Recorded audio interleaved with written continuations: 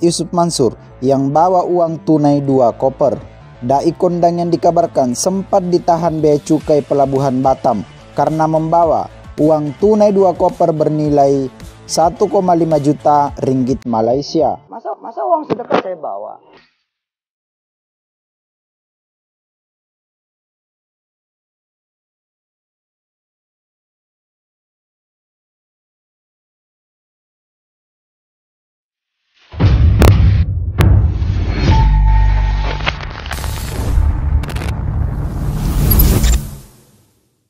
Bismillahirrahmanirrahim. Assalamualaikum warahmatullahi wabarakatuh. Kembali lagi bersama saya Al-Walid. Ya, saudaraku, sahabatku, subscriber Cahaya Islam, ataupun kepada kalian yang baru mengunjungi channel ini. Kemarin kita baru mengupload video wawancara kami dengan Bu Tugi, ya, Ibu Tugi. Beliau merupakan korban pay trend senilai 10 juta. Dia member Titanium, ya. Dan insya Allah kami sudah berbincang-bincang dengan beliau, dan kami minta kepada beliau bagaimana untuk kita tetap terkoneksi. Beliau juga akan balik ke NTB, dan kami meminta untuk menghubungi korban-korban yang beliau tahu, yang beliau ketahui dengan korban ya minimal senilai 10 juta ke atas lah. Dan kalau misalkan ada banyak yang bisa diwawancarai, insya Allah kami akan berangkat ke Lombok atau ke NTB untuk mewawancarai para korban-korban ini gitu. Semoga saja apa yang dilakukan oleh Ibu Tugi bisa berjalan dengan lancar. Oke, kita lanjut. Dari Gelora News, di sini saya menemukan beberapa berita, ya. Ini dari Gelora News di timeline Twitter, ya. Hari ini Ustadz Yusuf Mansur bakal disidang di PN Tangerang terkait investasi bodong. Ini dari Gelora News, ya. Ini juga belasan orang gugat Ustadz Yusuf Mansur terkait dana investasi. Oke, nanti silakan kawan-kawan searching aja di mana di internet Gelora News, ya, mengenai Yusuf Mansur. Saya bacakan sedikit saja. Oke. Ustadz Yusuf Mansur alias UYM bakal menjalani persidangan di Pengadilan Negeri atau PN Tangerang terkait dengan kasus investasi bodong hari ini atau Kamis 6 Januari 2022. Kabar tersebut dibenarkan Humas PN Tangerang Arief Budi Cahyono saat dikonfirmasi oleh suara.com. Ia menyebut kasus yang melibatkan UYM akan disidangkan hari ini sekitar pukul 9 WIB. Hari ini, ya. Tadi berarti. Iya benar, sidang pertama Kamis 6 Januari 2022, kata Arief kepada suara.com, Kamis 6 Januari 2022. Ini kita langsung ke video Toibah Channel dari Pak Darso Arief. Seperti ini videonya. Namun sebelumnya kawan-kawan saya harap ditonton video ini sampai habis, karena di akhir video saya juga akan menampilkan video dari video cuplikan yang sebelumnya gitu. Oke. Assalamualaikum warahmatullahi wabarakatuh. Alhamdulillahirrabbilalamin. Wabihi nasta'in ala umuri dunia wa din. Allahumma salli wa sallim wa barik ala sayyidina Muhammadin wa alihi wa sahbihi ajma'in, amma ba'du. Hari ini hari Kamis tanggal 6 Januari 2022. Saya berada di salah satu pojok gedung Pengadilan Negeri Kota Tangerang. Hari ini saya berada di sini dalam rangka mau melihat dari dekat jalannya sidang pertama gugatan para investor investasi patungan usaha terhadap Yusuf Mansur yang diwakili oleh lawyer mereka Ikhwan Tony dan para rekan. Sebelum hari ini, kemarin hari Rabu tanggal 5 Januari, Yusuf Mansur juga menjalani sidang pertama atas gugatan dari beberapa mantan tenaga kerja wanita kita di Hong Kong. Jadi di Pengadilan Negeri Tangerang ini saat ini ada 2 gugatan dari 2 kelompok berbeda terhadap Yusuf Mansur. Kemarin itu yang diwakili oleh para lawyer yang diketuai oleh Pak Davi Asfabia mewakili sejumlah mantan TKW yang di Hong Kong menggugat Yusuf Mansur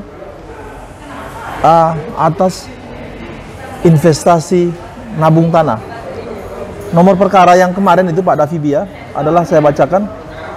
Nomornya 1366 garis miring PDT titik G garis miring 2021 garis miring PN titik TGR.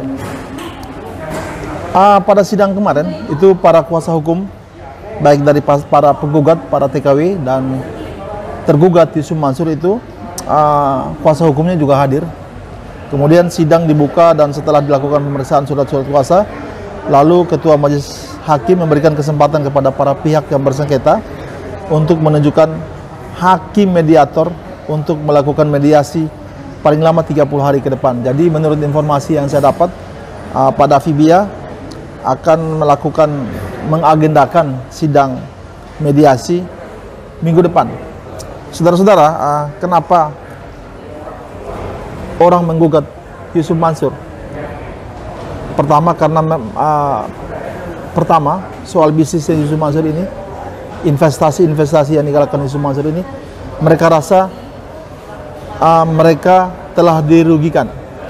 Mereka rasa Yusuf Mansur telah tidak komitmen, tidak transparan, tidak amanah, tidak akuntabel, dan mengingkari janjinya sehingga mereka mau menggugat.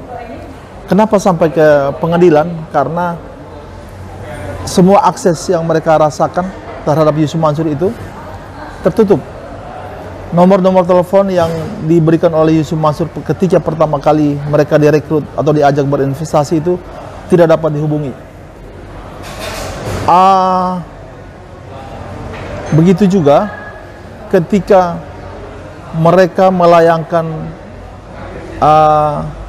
somasi. Jadi begini, proses sebelum sampai di pengadilan ini kan melalui beberapa tahap yang harus dilalui.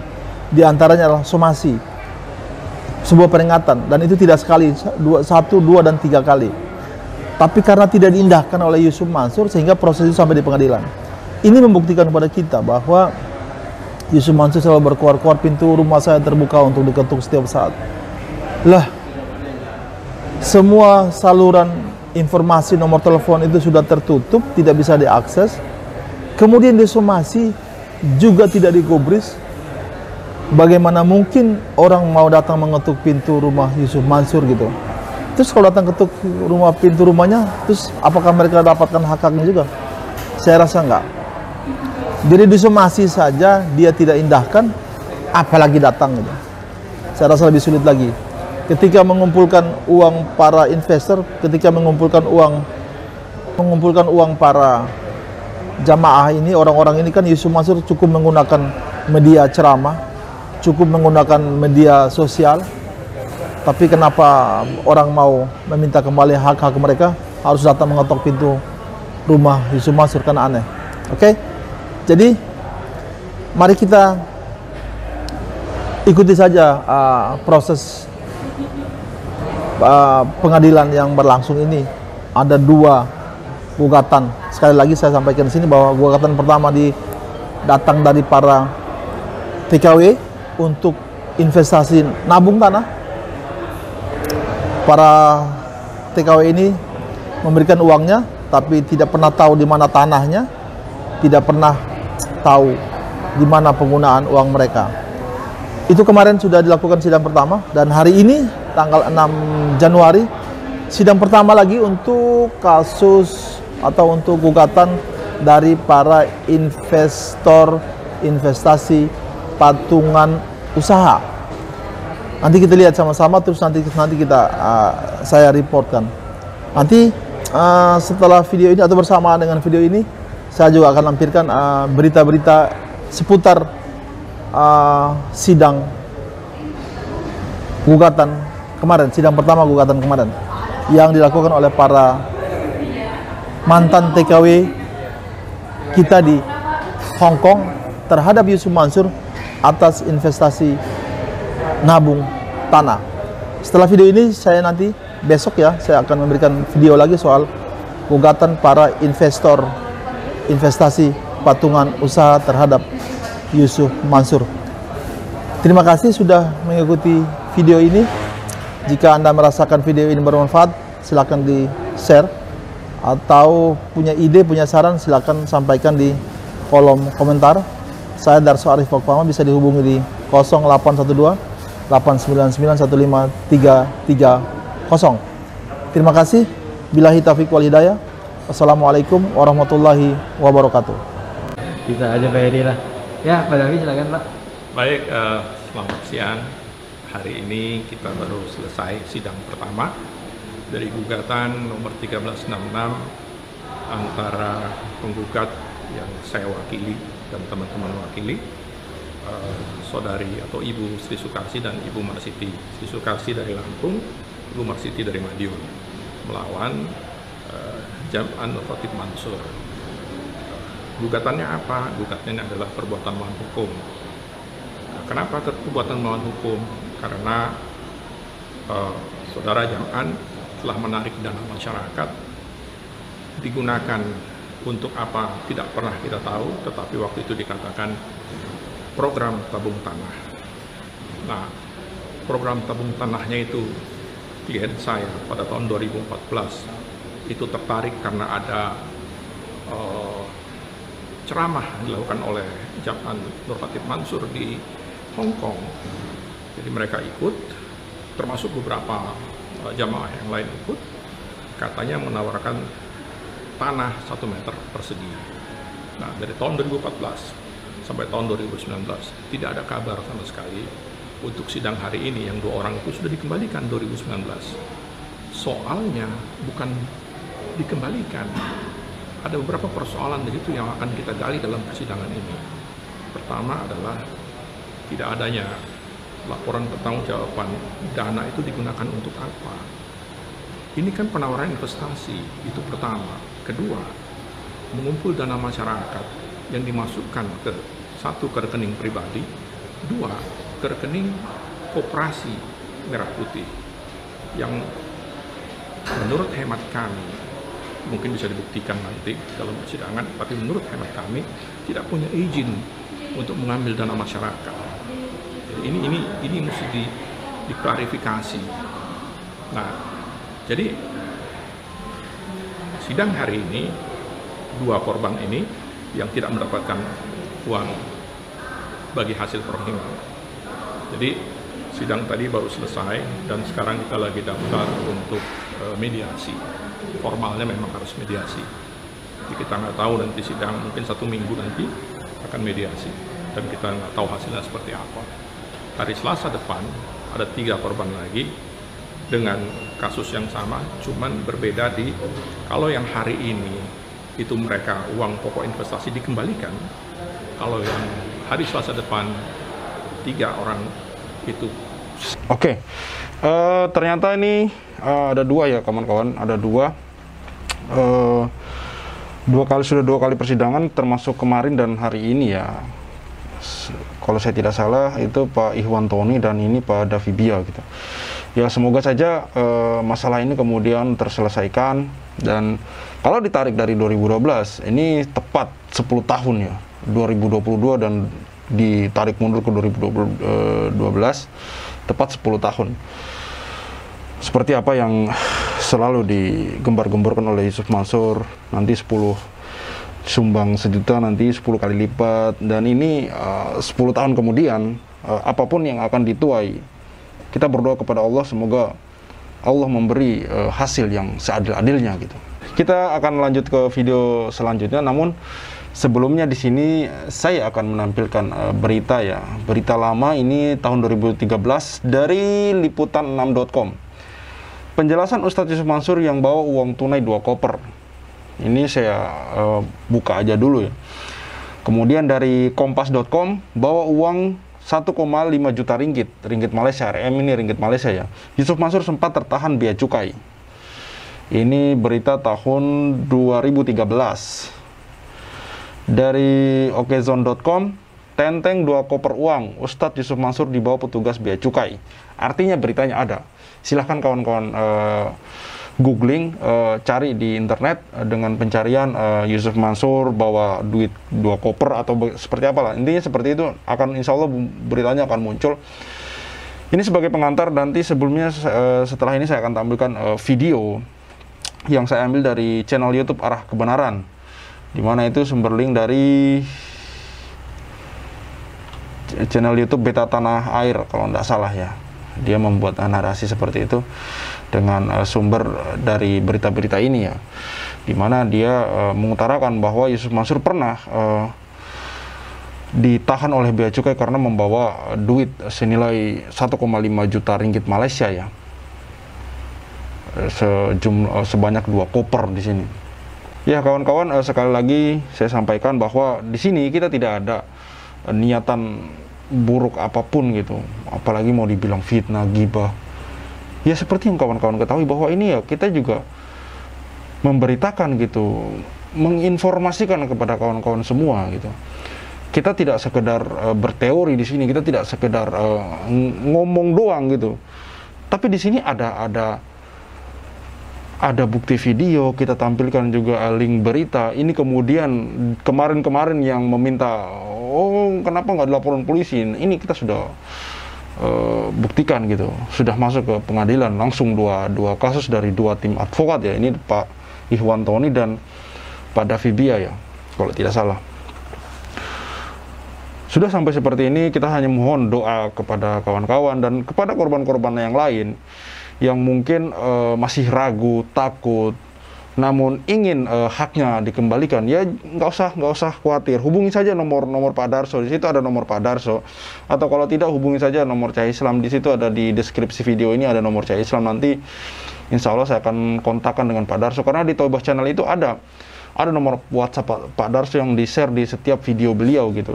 Silakan hubungi beliau, insya Allah akan dijembatani gitu, akan dibantu gitu, tanpa dibayar, tanpa dipungut bayaran satu rupiah pun. Terakhir, sebagai pesan dari saya pribadi, bahwa hari ini kejujuran itu menjadi sangat mahal, karena banyaknya orang yang kemudian berbohong dengan mudahnya gitu. Bahkan mereka tidak takut dan tanpa rasa bersalah membawa nama Allah Subhanahu wa taala. Mereka berbohong membawa nama Allah Subhanahu wa taala. Hari ini kata-kata sudah tidak dihargai lagi, karena akibat dari banyaknya orang yang kemudian menggunakan kata-kata itu untuk berbohong gitu. Kata-kata sudah tidak memiliki arti apa-apa lagi, karena banyaknya orang yang menggunakan kata-kata untuk menipu orang lain, merugikan orang lain, menyakiti hati orang lain, yang dimana orang itu tulus mempercayai dia gitu. Kata-kata hari ini kebanyakan digunakan sebagai senjata untuk mengenyangkan perut sendiri gitu. Oke kawan-kawan, sekali lagi saya ingatkan bahwa jangan kita terperangkap oleh embel-embel yang mengatasnamakan agama, karena kita harus belajar menelusuri apa segala macam berdasarkan dari apa yang diajarkan oleh Rasulullah kita, Nabi Muhammad SAW dan para sahabatnya gitu. Kalau ada yang berbicara bahwa bertemu dengan Nabi Muhammad di dunia nyata, bertemu dengan Rasulullah SAW di dunia nyata, saya belum pernah mendengar kisah-kisah masa lalu dari para sahabat gitu, di mana mereka menceritakan pernah bertemu dengan Rasulullah secara langsung gitu. Jika ada kemudian orang yang mengatakan seperti itu, maka semua apa yang dia katakan patut kita curigai gitu. Ada orang yang mengatakan naik pesawat selama 1000 kali dalam setahun gitu. Setahun 360 hari, dibagi aja 1000 kali bagi 360, itu berarti dia setiap hari naik pesawat gitu. Ada kemudian itu karena dia mensolawati pesawat gitu. Dia kemudian juga mengatakan bahwa dia unyang-unyang seorang anak yang kemudian hari ini menjadi duta besar di wakil dubes di Eropa Timur gitu. Tidak secara detail dia sebutkan di mananya itu. Jika direntet umurnya sekarang 47 atau 49, umur berapa kemudian dia menjadi ustadz dan dia unyang-unyang anak itu gitu. Banyak hal yang bisa kita lihat di sini kawan. Banyak hal yang bisa kita riset untuk menemui kejanggalan-kejanggalan itu yang sampai hari ini saya tidak menemukan jawaban yang secara detail, secara ilmiah dia jelaskan gitu, dengan bukti-bukti yang ada, tidak ada gitu. Kalau memang ada, seperti misalkan anak yang diunyang-unyang itu, dia tampilkan fotonya, videonya, apa segala, foto aja minimal gitu. Dan kemudian anak itu yang sekarang sudah menjadi dubes di Eropa Timur berbicara, saya yang diunyang-unyang dulu. Ya mungkin kita mulai menghilangkan satu persatu keraguan itu gitu. Tapi kenyataannya sampai sekarang hanya playing victim aja. Playing victim. Ya, entahlah. Dan kita juga gampang-gampang dipengaruhi emosinya gitu. Oke kawan-kawan, cukup sekian dari saya, Khalid Al-Walid. Wassalamualaikum warahmatullahi wabarakatuh. See you on the next videos.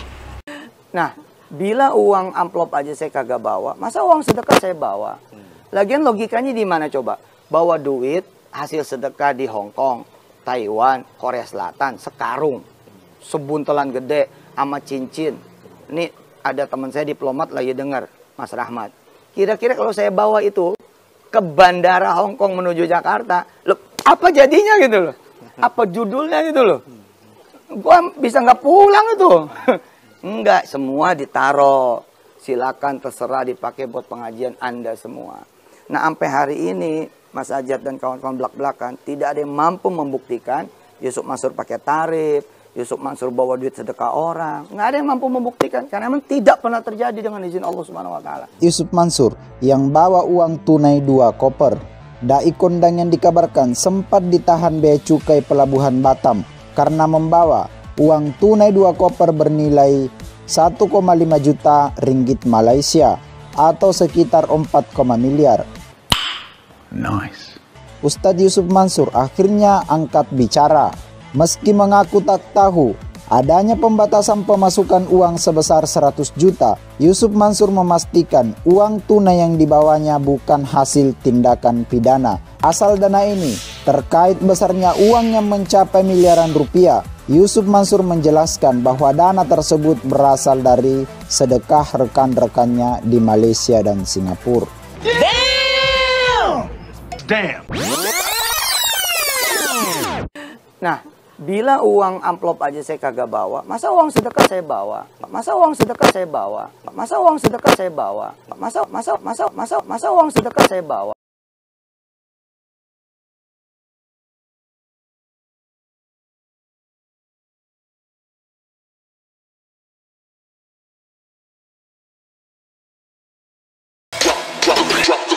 Yusuf Mansur menjelaskan bahwa dana tersebut berasal dari sedekah rekan-rekannya di Malaysia dan Singapura.